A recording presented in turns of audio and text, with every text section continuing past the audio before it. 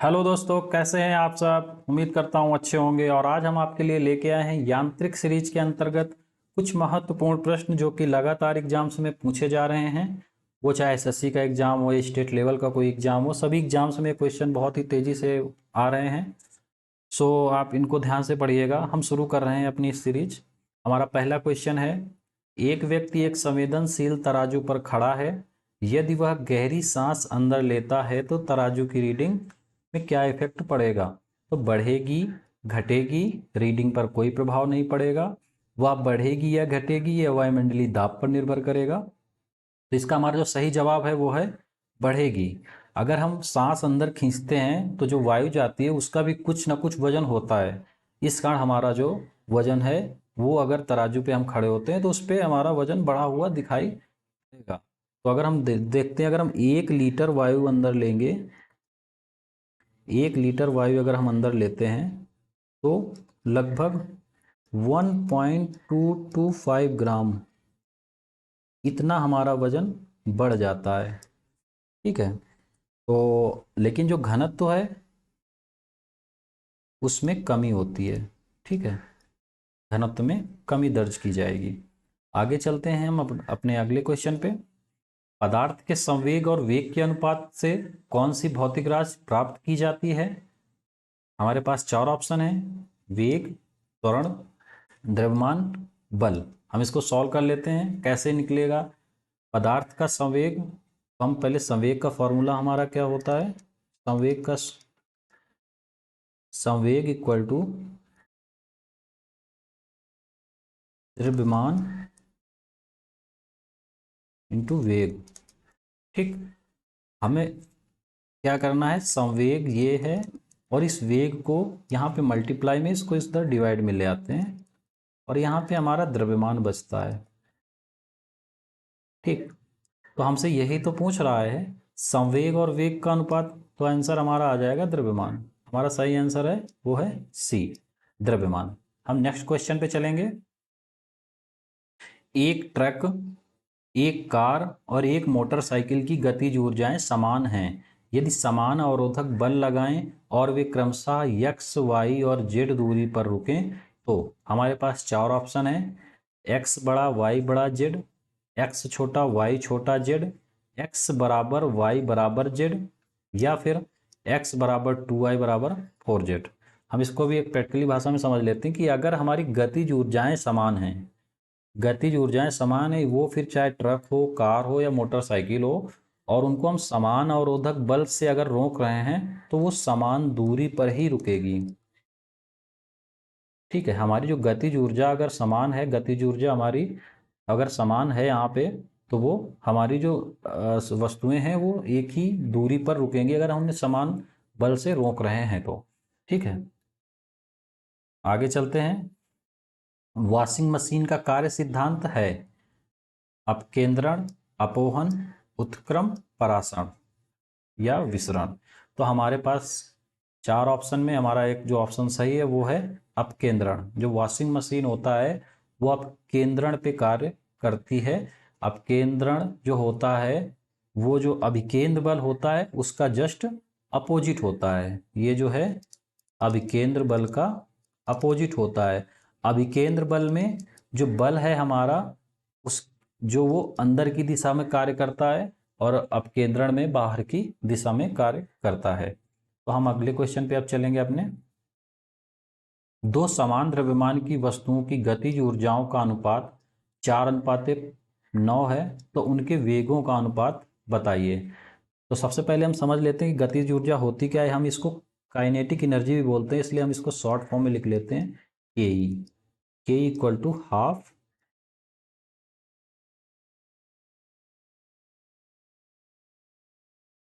ठीक है, ये हमारा होता है फॉर्मूला। ये है द्रव्यमान और ये है वेग। ठीक है, हमें इन पे क्या निकालना है, यहाँ पे उनके वेगों का अनुपात निकालना है। हमें दिया हुआ क्या है, गतिज ऊर्जाओं का अनुपात दिया हुआ है। अगर हम उनके पहले दोनों के के ई 1 मान लें, पहले की गतिज ऊर्जा, और दूसरे की गतिज ऊर्जा मान लेते हैं के ई 2। ठीक है, डायरेक्ट हम करते चलते हैं। तो अगर हम पहले वस्तु के लिए गतिज ऊर्जा निकालते हैं तो 1/2 हाफ mv स्क्वायर समान द्रव्यमान है, तो यहाँ पर हम यम ही लेंगे और जो वेग है हम उसको v1 कर लेते हैं और स्क्वायर। अब नीचे आते हैं और दूसरी वस्तु के लिए देखते हैं।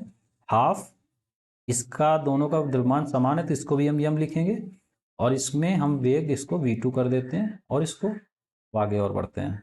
ठीक है, अब हम क्या करेंगे, इसको ऐसे लिखा रहने देते हैं और आगे बढ़ते हैं। इधर इसको हम कट कर लेते हैं, हमारा बचा v1 square upon v2 square, तो v1 square upon v2 square.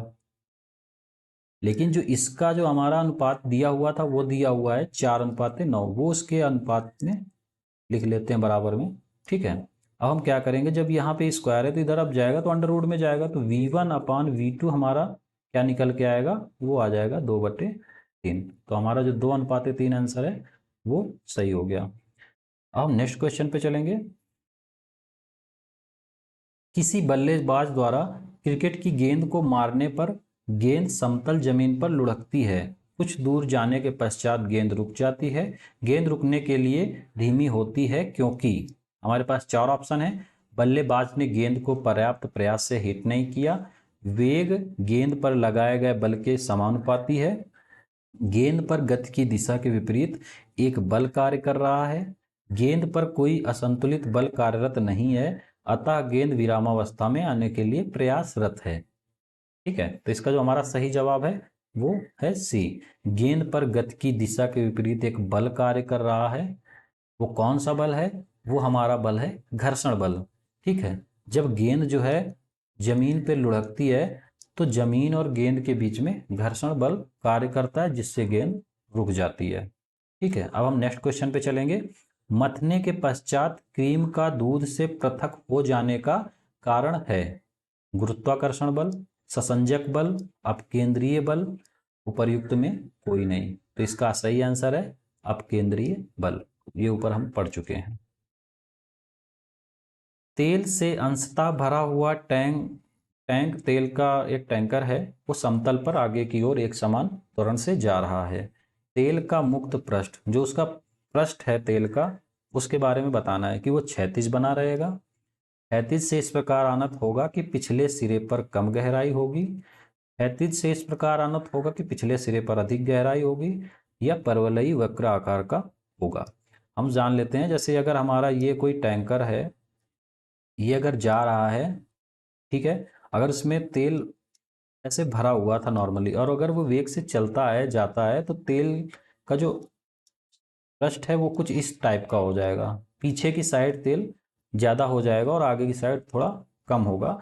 Means ये है कि इधर पीछे गहराई जो है वो बढ़ जाएगी। तो वही इसमें बात कह रहा है, ये जो गहराई है बढ़ जाएगी, यानी कि क्षैतिज से इस प्रकार आनत होगा कि पिछले सिरे पर अधिक गहराई होगी। तो हमारा सी ऑप्शन सही हो जाएगा। अगले क्वेश्चन पे चलते हैं। एक मनुष्य स्थिर नाव से 5 मीटर प्रति सेकंड 5 मीटर प्रति सेकंड की चाल से कूदा और नाव 0.5 मीटर प्रति सेकंड की चाल से खिसकी। बताएं कि नाव का द्रव्यमान मनुष्य के द्रव्यमान का कितना गुना है। ठीक है, तो एक चीज यहाँ पे एक ये चीज समझ लेते हैं कि हमारा जो नाव है और मनुष्य है वो स्थिर अवस्था में ही है। उनका दोनों का जो संवेग है, वो जो संवेग है दोनों का वो तो स्थिर है, यानी कि जीरो है। तो हमारा एक संवेग संरक्षण का सिद्धांत होता है। संवेग संरक्षण का जो हमारा सिद्धांत होता है कि अगर एक अगर हम बात करते हैं संवेग संरक्षण का सिद्धांत की, तो संवेग संरक्षण सिद्धांत के अंतर्गत 2 या 2 से अधिक पिंडों के समुदाय पर कोई बाह्य बल कार्य ना करे तो समुदाय का संयुक्त संवेग स्थिर बना रहता है। ठीक है, मतलब जितना हमारा वेग अभी है, संवेग अभी है, वो बाद में भी होगा। उनके अंदर के घटकों में कुछ किसी की भी गति में परिवर्तन हो, लेकिन जो हमारा संयुक्त संवेग होगा सभी का, तो वो टोटल जीरो ही आएगा, स्थिर ही बना रहेगा, क्योंकि ये स्थिर अवस्था में पहले से ही है। ठीक है, तो हम यहाँ पे इस क्वेश्चन को सॉल्व करेंगे, वो संवेग संरक्षण के सिद्धांत से सॉल्व करते हैं। ठीक है, तो हमारा संवेग संरक्षण, अगर संवेग की बात करें तो वो हमारा होता है P = mv। अब यहाँ पे 2 वस्तुएं हैं, तो हमारा पहले संवेग, मतलब पहले का मतलब जब वो कूदने से पहले का संवेग और बाद का संवेग दोनों बराबर होंगे। ठीक है, तो बाद में संवेग क्या हो जाएगा, दो वस्तुएं हैं ना, दो चीजें हैं, m1v1 प्लस m2v2। ठीक है, हमने यहाँ पे m1 जो है वो मनुष्य को माना है और यहाँ पे m2 जो है वो नाव है। ठीक है, और ये उनके वेग हैं। हमें उनके द्रव्यमान, मनुष्य के द्रव्यमान का कितना गुना होगा, मतलब उनके द्रव्यमान का ही रेशियो या गुना निकालना पड़ेगा। ठीक है, v1 और v2 हमें दिया हुआ है। ठीक है, हम सॉल्व करते हैं। यहाँ पे पहले और बाद में संवेग बराबर होगा, यानी कि यहाँ पे हम 0 रख लेते हैं। m1 हमारा कितना होगा वो हमें अभी निकालना है। v1 जो है हमारा यहाँ पे 5 है, प्लस, अब यहाँ पे एक चीज और ध्यान दीजिएगा कि जब हम नाव से कूदेगा कोई व्यक्ति तो उनकी दिशाएं और गति की दिशा विपरीत होगी। तो यहाँ पे हम क्या कर लेंगे, यहाँ पे माइनस लगाएंगे। m2 और v2 हमारा यहाँ पे 0.5 मीटर प्रति सेकंड दिया हुआ है। अब इसको सॉल्व करते हैं तो हम इसको इधर साइड में ले आएंगे। m2 into 0.5 equal to m1 तो m2 इक्वल टू आएगा m1, और यहाँ पे इसको 0.5 से 5 को डिवाइड करेंगे तो 10 आएगा। तो यही हमारा आंसर निकल आया कि यानी कि जो m2 है, यानी कि नाव है, नाव का जो द्रव्यमान होगा वो मनुष्य के द्रव्यमान का 10 गुना होगा। यही हमारा आंसर निकल आया। ठीक है, अब हम नेक्स्ट क्वेश्चन पे चलते हैं। हमारा नेक्स्ट क्वेश्चन है, एक प्रभावी कोरियोलिस बल किस कारण होता है? सौर प्रणाली, पृथ्वी का घूर्णन, पृथ्वी का आंतरिक भाग, कोलोराडो और खाड़ी धारा।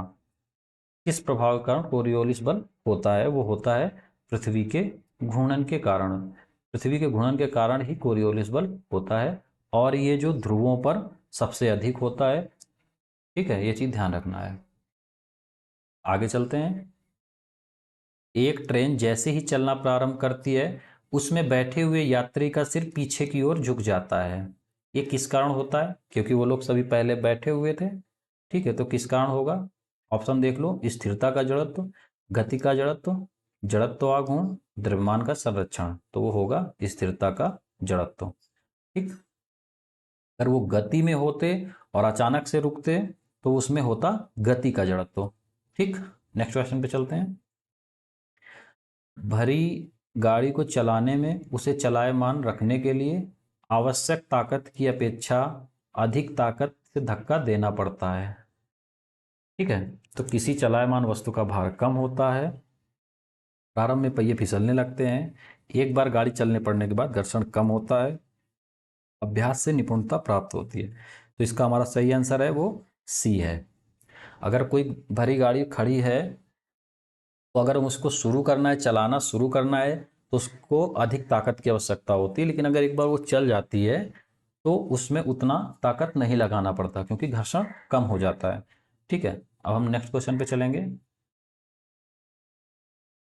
सड़क पर चलने की अपेक्षा बर्फ पर चलना कठिन होता है, क्योंकि बर्फ सड़क से सख्त होती है, सड़क बर्फ से सख्त होती है। जब हम अपने पैर से धक्का देते हैं तो बर्फ कोई प्रतिक्रिया व्यक्त नहीं करती। बर्फ में सड़कों की अपेक्षा घर्षण कम होता है। तो हमारा डी ऑप्शन इसमें सही है, घर्षण कम होता है, इसलिए चलना वहां पे कठिन होता है, फिसलन होती है इसी कारण, क्योंकि वहां पे घर्षण की कमी होती है। प्रत्येक क्रिया के लिए एक समान और विपरीत प्रतिक्रिया होती है, यह नियम दिया था।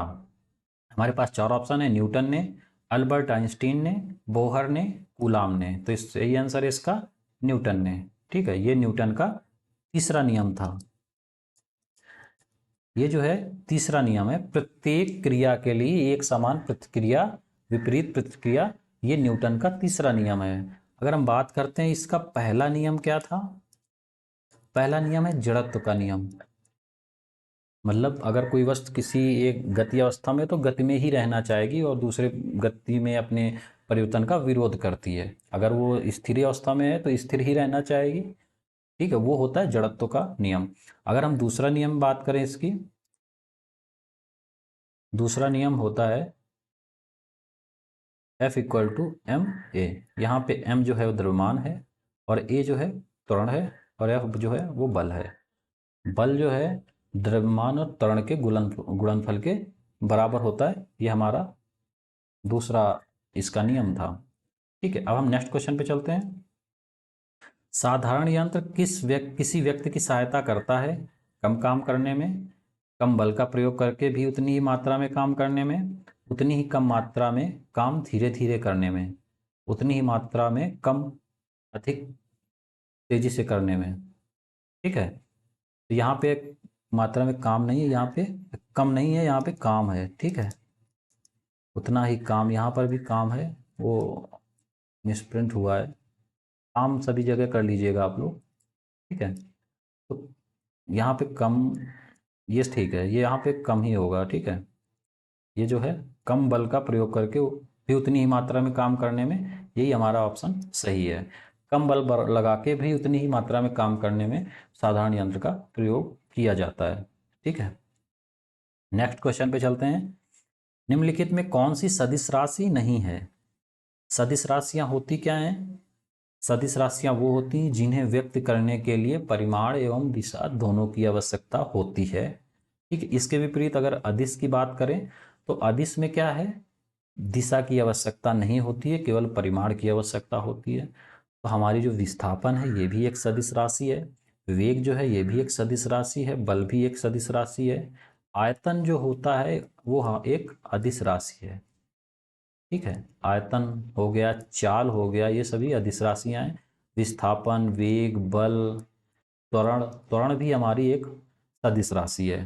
ठीक है, अब हम नेक्स्ट क्वेश्चन पे चलते हैं।